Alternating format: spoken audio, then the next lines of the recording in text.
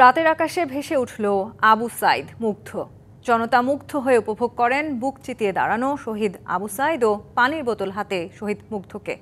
বাংলা নববর্ষ উদযাপনে রাজধানীর মানিক মিয়া এভিনিউয়ে প্রথমবার দৃষ্টিনন্দন লেজার ও ড্রোন শোর আয়োজন করে বাংলাদেশ শিল্পকলা একাডেমি। এছাড়া শ্রোতারা উপভোগ করেন উন্মুক্ত কনসার্ট।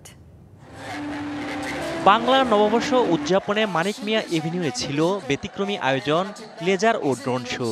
চীনা দূতাবাসের কারিগরি সহায়তা ও সরকারের সহযোগিতায় এর আয়োজন করে শিল্পকলা একাডেমি। নববর্ষের এই আয়োজন উপভোগে ছিল হাজারো মানুষ।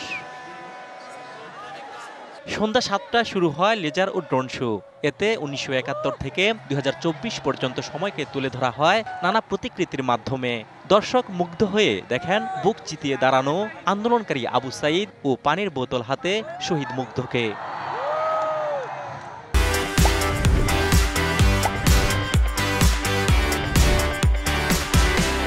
শোতে আরও দেখানো হয় 24-এর বীর, পায়রার খাঁচা ভাঙা থিম, ফিলিস্তিনের জন্য প্রার্থনা এবং বাংলাদেশ চীন বন্ধুত্বের শুভেচ্ছা বার্তা। আজকে সত্যি কিং কর্তব্য বিমূঢ় হয়েছে এত সুন্দর একটি আয়োজন দেখে।